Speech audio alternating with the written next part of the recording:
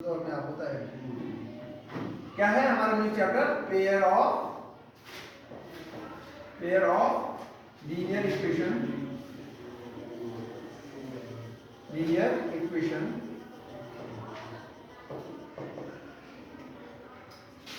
इन two variables.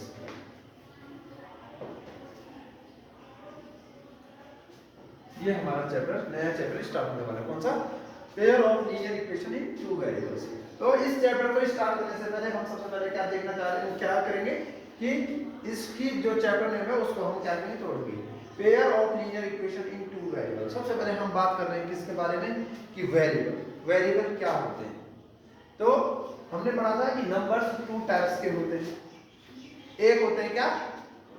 Constant, और second one variables. Constant किसे कहते हैं? यस, ऐसे नंबर्स जिनकी वैल्यू क्या रहती है, फिक्स्ड रहती है, कांस्टेंट रहती है एवरीवेयर, तो उसको क्या कहा जाता है? कांस्टेंट कहते हैं। और वेरिएबल किसको कहते हैं? ऐसे नंबर्स जिनकी वैल्यू क्या होती है, चेंज होती रहती है, तो उनको क्या कहते हैं? वेरिएबल्स कहते हैं।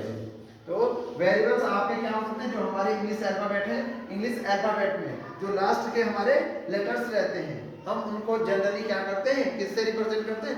वेरिएबल्स के फॉर्म में लेते हैं। और जो starting A B C D है उसको हम किसकी कैसे ट्रीट करते हैं? कांस्टेंट की तरह हम उसको ट्रीट करते हैं। ठीक, तो वेरिएबल तो समझ में आ गया कि ऐसे नंबर्स जिनकी वैल्यू क्या करती रहती है, वेरी करती रहती है। ठीक, वेरिएबल्स कहलाते हैं। बात करते हैं बेटा इक्वेशन की। अब इक्वेशन क्या होती है? तो इक्वेशन की डेफिनेशन क्या बताएगी आपको? An algebraic expression containing equal sign. कोई भी अलजेब्रिक एक्सप्रेशन है जिसमें इक्वल का साइन हो, वो क्या कहलाएगा बेटा? आपका इक्वेशन कहलाएगा। या कि अगर हम दूसरी डेफिनेशन की बात करें कि इक्वेशन क्या होती है, if there are two algebraic expression in which there is equal sign are said to be क्या? इक्वेशन। तीसरी, ऐसा अलजेब्रिक एक्सप्रेशन जिसमें लेफ्ट हैंड साइड हो और राइट हैंड साइड हो, उसको क्या कहते हैं? इक्वेशन कहते हैं। तो इक्वेशन की बहुत सारी डेफिनेशन है। तो जनरली क्या है? ऐसा अलजेब्रिक एक्सप्रेशन जिसमें इक्वल का साइन आ जाए वो क्या कहलाता है? आपका इक्वेशन कहलाता है। अब लीनियर इक्वेशन किसे कहेंगे? अभी तो हमने केवल इक्वेशन के बारे में पढ़ा है। अब लीनियर इक्वेशन किसे कहेंगे? तो लीनियर हमने पॉलिनोमियल चैप्टर पढ़ा था। हमने पॉलिनोमियल में लीनियर पॉलिनोमियल पढ़ा था। लीनियर पॉलिनोमियल की डेफिनेशन क्या थी? ऐसा पॉलिनोमियल जिसकी डिग्री कितनी हो? 1, उसको क्या कहते हैं? लीनियर पॉलिनोमियल कहते हैं। और उसकी जो जनरल फॉर्म थी, जनरल फॉर्म क्या होती थी बेटा उसकी? ax plus b। ये होता था p of x is equal to ax plus b। ये जनरल फॉर्म होती थी किसकी? लीनियर पॉलिनोमियल की। where a does not equal to 0, जहां पे ये a है, a 0 नहीं होगा। क्यों नहीं होगा? अगर a 0 होगा तो वो कांस्टेंट पॉलिनोमियल बन जाएगी फिर। तो इक्वेशन, लीनियर इक्वेशन ठीक हो गया। लीनियर इक्वेशन किससे कहेंगे? तो लीनियर इक्वेशन एक ऐसी इक्वेशन जिसकी डिग्री क्या हो बेटा? 1 हो। अब डिग्री किससे कहते हैं? Highest power of the variable. यानी कोई भी एक्सप्रेशन है, यहाँ पे x है, x की हाईएस्ट पावर कितनी है बेटा? 1। तो ये क्या हो गया? इसकी डिग्री होगी। तो कोई भी अलजेब्रिक, कोई भी पॉलिनोमियल जिसकी डिग्री 1 हो उसको लीनियर पॉलिनोमियल कहते हैं। अब हमने बात की थी लीनियर इक्वेशन किससे कहते हैं। तो लीनियर इक्वेशन क्या हो जाएगी? अब पॉलिनोमियल की जगह पे हम क्या कहेंगे? इक्वेशन कहेंगे। तो ऐसी इक्वेशन जिसकी डिग्री क्या हो? 1 हो, is said to be linear equation. और इसकी जो जनरल फॉर्म होगी, वो जनरल फॉर्म क्या होने वाली है इसकी जो जनरल फॉर्म होगी वो होगी ax plus b is equal to 0। ये जनरल फॉर्म, क्योंकि हमने कहा था कि ऐसा अलजेब्रिक एक्सप्रेशन जिसमें इक्वल का साइन आ जाए वो क्या कहलाता है? आपकी लीनियर इक्वेशन कहलाती है। तो ये पॉलिनोमियल थी जनरल फॉर्म, हमने इसमें इक्वल का साइन जोड़ दिया, तो ये क्या बन गई? Linear equation where a does not equal to 0। आई बात समझ में? अब बेटा यहाँ पे आपको वेरिएबल्स कितने दिख रहे हैं? there is only one variable, that is x, that's why it is linear equation in one variable। क्यों? क्योंकि यहाँ पे क्या है? वेरिएबल केवल एक ही है, और वो क्या है? x है, इस वजह से ये क्या होगी linear equation in one variable. लेकिन हमारा टॉपिक क्या है बेटा, linear equation in two variables, linear equation in two variables. तो linear equation in two variables है तो उसकी जो जनरल फॉर्म होगी, अब थोड़ा सा उसकी जनरल फॉर्म बनाते हैं, ठीक। तो linear equation in two variables की जनरल फॉर्म क्या होगी, ax plus by plus c is equal to 0। ये क्या हो जाएगी general form of linear equation in two variables. क्यों, यहां भी x और y दो वेरिएबल्स आ गए, that's why it is linear equation in two variables where again a, b does not equal to 0। क्यों, a और b 0 हो गए तो क्या होगा बेटा, अगर a 0 हो गया, फॉर एग्जांपल a 0 हो गया तो ये वाला 0 हो जाएगा, ठीक है। ये 0 हो गया तो ये linear equation in one variable हो जाएगा। आएगा समझ में। अगर b 0 हो गया तो, अगर b 0 हो गया तो क्या, ax प्लस c, तो यहां वेरिएबल केवल एक ही आएगा, that's why a and b does not equal to 0। ये किसकी फॉर्म होगी, linear equation in two variable की जनरल फॉर्म होगी। लेकिन चैप्टर नेम हमारा ये नहीं है, हमारा चैप्टर नेम क्या है, pair of linear equation in two variables. अब यानी पेयर का मतलब क्या होगा, जोड़ा। There will be two linear equation in two variables, तो उसको रिप्रेजेंट कैसे करेंगे, तो फिर उसको रिप्रेजेंट करने का हमारे पास तरीका क्या होगा,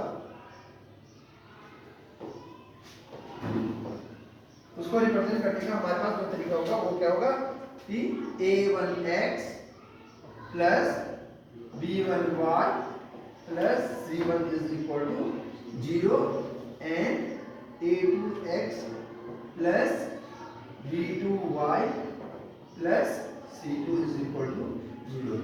ये क्या है बेटा, ये है general form of pair of linear equation in two variables.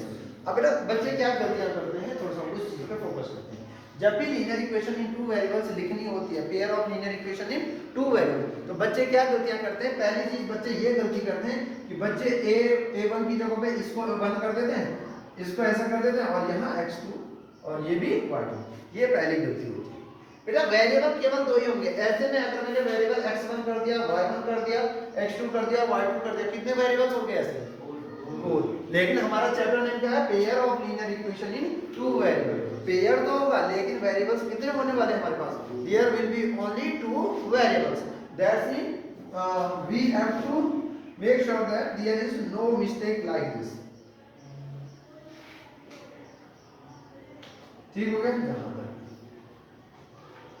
अब हमने कुछ बातें पॉलिनोमियल चैप्टर में की थी, लीनियर पॉलिनोमियल की बात की थी।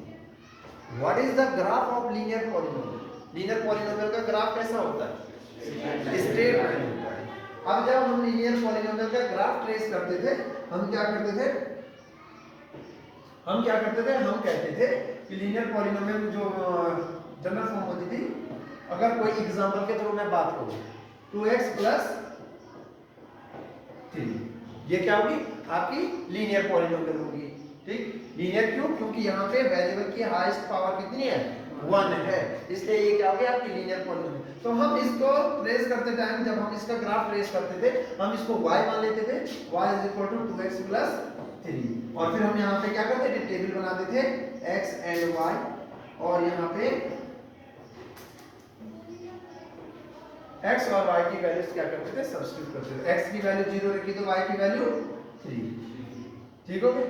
और अगर x की वैल्यू हमने कितनी रखी, 2 रखी या 1 रखी, तो y की वैल्यू कितनी, 5। समझ में आया नहीं, यानी यहाँ पे हमने x की वैल्यू डाली, y की वैल्यू डाली। इसके बाद हम क्या करते थे, इसका ग्राफ बनाते थे। इसका ग्राफ कैसे बनाते थे, ये हमने क्या किया, ग्राफ ट्रेस किया, ग्राफ पेपर लिया, ग्राफ पेपर में हमने ये x एक्सिस y एक्सिस, ठीक। जहां पे ये दोनों एक दूसरे को इंटरसेक्ट करते हैं, इस पॉइंट को क्या कहते हैं, जिसको मैं o लिख रहा हूं, इस पॉइंट ओरिजिन पे क्या करते हैं, जो x एक्सिस है और y एक्सिस एक दूसरे को क्या करती है, इंटरसेक्ट करती है। तो बेटा x की वैल्यू जब x 0 कहां होता है, y एक्सिस पे, x 0 कहां होता है, y एक्सिस पे, इस वाली लाइन पे y x 0 होगा और y की वैल्यू कितनी, 3।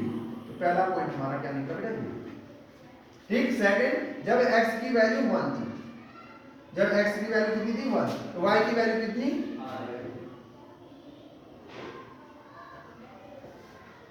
तो 1 पे लगभग ठीक है। तो इस पे इसकी वैल्यू ये ग्राफ कुछ इस तरीके का बनेगा। तो ये स्ट्रेट लाइन बनता था linear equation in one variable की बात कर रहे हैं, ठीक है। लीनियर पॉलिनोमियल है ये, वन वेरिएबल है। तो इसका ग्राफ क्या बनता है, एक स्ट्रेट लाइन बनता है।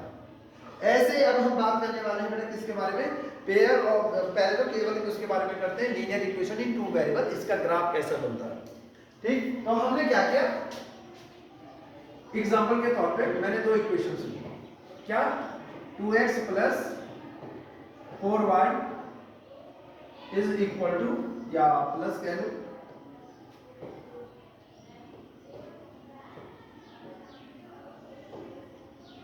प्लस 8 इज इक्वल टू 0, पहली इक्वेशन लिखी है। अब मेरे को इसका ग्राफ ट्रेस करना है, तो प्रोसेस क्या होगी बेटा, सेम प्रोसेस क्या होने वाली इसकी, सेम। ठीक, प्रोसेस क्या होगी कि मैंने सबसे पहले क्या करना है, y वाले को इधर छोड़, हमेशा इस चीज को ध्यान में रखना कि हमारा जो मेथड होगा उसमें हम क्या करेंगे, छोड़ने लेने के लिए तो हम x को इधर ले सकते हैं, लेकिन हमने y वाला टर्म इधर रखना है, 4y, ठीक, is equal to -8 minus y is equal to -8 minus 2x over, clear. अब फिर इसके लिए क्या करेंगे, सेम वही प्रोसेस,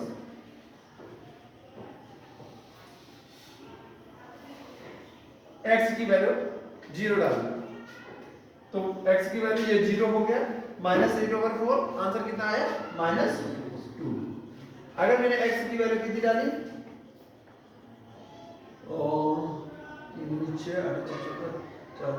अगर मैंने x की वैल्यू 4 डाली, x की वैल्यू मैंने कितनी डाली, 4, तो y की वैल्यू कितनी बेटा, 4 टू जा 8, 8 माइनस 8 माइनस 4 डाल, ठीक हो गया, ये +8 हो जाएगा 0।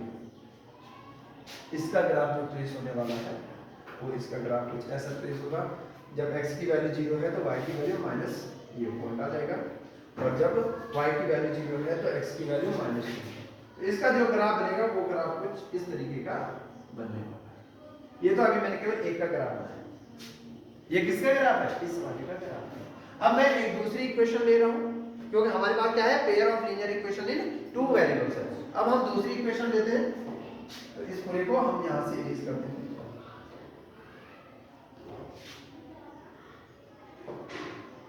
अब दूसरी इक्वेशन लेते हैं, ठीक, x plus y is equal to 3। Equation कैसे भी हो सकती है, x plus y is equal to 3। तो बेटा सॉल्व करेंगे तो y is equal to 3 minus x, अब यहां पे अगेन फिर x और y, अभी हम केवल आइडिया दे रहे हैं लैंग्वेज कैसे बनेगी क्वेश्चन में, उसको हम आगे डिस्कस करने वाले हैं। x की वैल्यू 0, तो y की value, what is the value of y, 3, x की वैल्यू 1, 2। जब बेटा x की वैल्यू 0 थी तो y की वैल्यू कितनी आई थी, 1 2 3, इक्वल टू, जब x की वैल्यू 1 हुई तो y की वैल्यू कितनी, 2।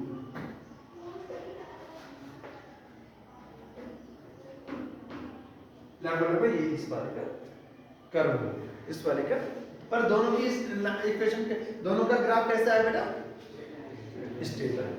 अब क्या होता है कि यहाँ पे अब दो बेटा, जब हमारे पास दो वो है इक्वेशन है, यहाँ पे ये वाली भी एक स्ट्रेट लाइन देगी, और ये वाली भी क्या करेगी, एक स्ट्रेट लाइन देगी। अब हमारे पास दो स्ट्रेट लाइन होंगी, तो वो क्या करेगी बेटा, देयर आर 3 केसेस, या तो वो एक दूसरे के पैरेलल होंगी, या तो एक दूसरे के क्या होंगी, पैरेलल होंगी। पैरेलल होंगी, पैरेलल लाइन किसे कहते हैं, जो कभी भी एक दूसरे को क्या नहीं करती हैं, इंटरसेक्ट नहीं करती, या इनफाइनाइट में करती है, ठीक है, या इनफाइनाइट में करती है। तो ये स्ट्रेट लाइन। दूसरा केस क्या हो सकता है बेटा, वो दोनों की दोनों लाइनें क्या कर सकती हैं, एक पॉइंट पे क्या करेंगी, इंटरसेक्ट करेंगी। दूसरा केस ये भी हो सकता है, ठीक, दूसरा केस क्या हो सकता है, ये दोनों लाइनें क्या कर रही हैं, एक पॉइंट पे इंटरसेक्ट। नेक्स्ट केस क्या हो सकता है, एक लाइन के ऊपर ही क्या आ गई, आपकी दूसरी लाइन आ गई, एक लाइन के ऊपर ही क्या आ गई, दूसरी लाइन, यानी मैंने एक लाइन ट्रेस की और बेटा इसी के ऊपर से क्या आ गई, मेरी दूसरी लाइन। तो जहां पे दो लाइनें, यानी कि जो pair of linear equation in two variables हैं, जितने पॉइंट पे एक दूसरे को इंटरसेक्ट करेंगी उसके उत्तर क्या होंगे? सॉल्यूशन। अब हम सॉल्यूशन की बात करते हैं। सॉल्यूशन होते क्या थे? सॉल्यूशन किसे कहते थे? जब हम पॉलिनोमियल चैप्टर पढ़ा था ना, हमने कहा था सॉल्यूशन या जीरोस। वहां पे हमने किसके बारे में बात की थी? जीरोस के बारे में बात की थी। तो जीरोस किसे कहते थे? यस, कोई बच्चा डेफिनेशन? हाँ, यस, सिट डाउन। ठीक है, किसी भी पॉलिनोमियल में x की वह वैल्यू, या अगर हम एग्जैक्ट डेफिनेशन की बात करें तो एग्जैक्ट डेफिनेशन क्या थी?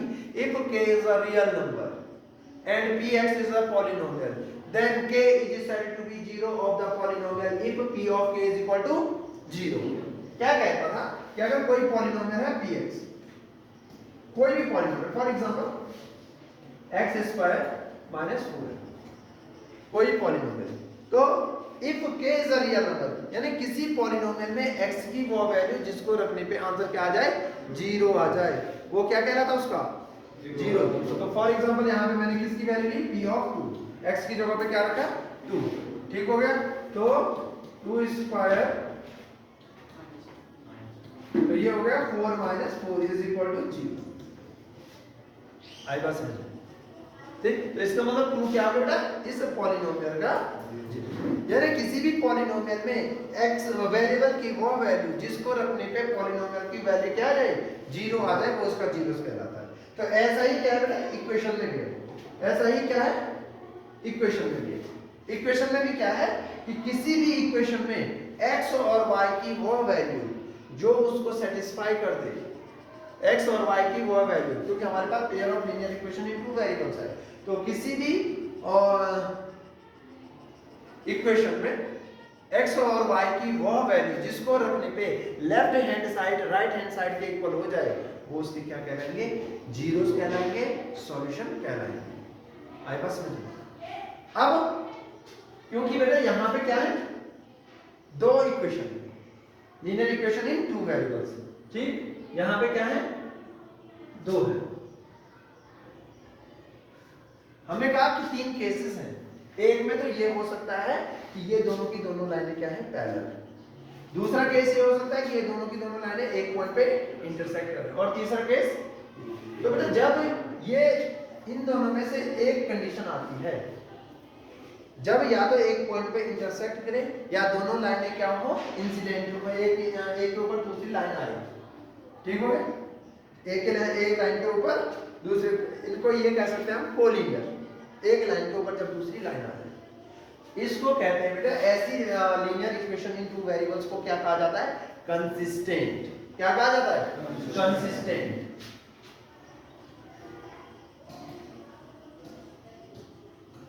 Consistent system of linear equation in two variable. ठीक, इसको क्या कहते हैं? Consistent system of linear equation in two variables. और दूसरा केस देखा, जब नो सॉल्यूशन वाली, जब दोनों लाइनें पैरेलल होंगी तो इसमें एक भी सॉल्यूशन नहीं होंगे, तो इसको क्या कहा जाता है? इस वाले केस को इनकंसिस्टेंट।